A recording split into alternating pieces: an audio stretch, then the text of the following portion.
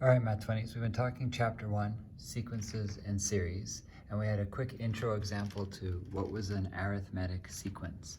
This lesson is asking or describing what's an arithmetic series. So we're still going to be talking about things that have a common difference. So the sequences we saw last time were 5, 10, 15, 20, 2, 4, 6, 8, 100, 100, 90, 80, 70, and so on.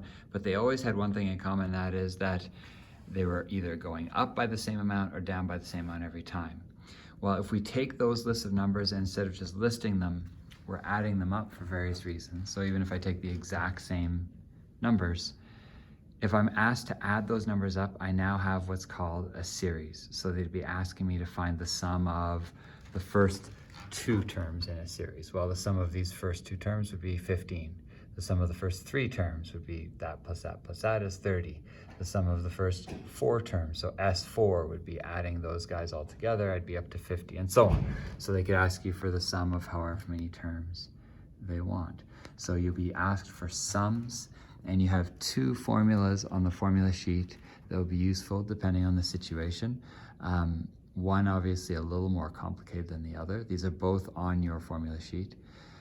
The simpler one is this one that says the sum of an arithmetic series is equal to the number of terms multiplied by the first term plus the last term divided by 2.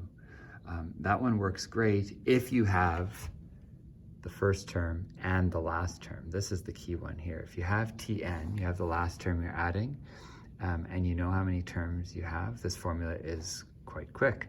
If you don't have the last term, sometimes you need to use this guy. And so this guy, as you can see what the ingredients are, similar.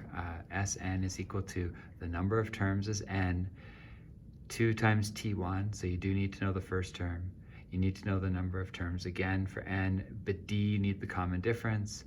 And obviously you're dividing all that by 2 again. So then my next example will show how to use these two and which one to use in which situation.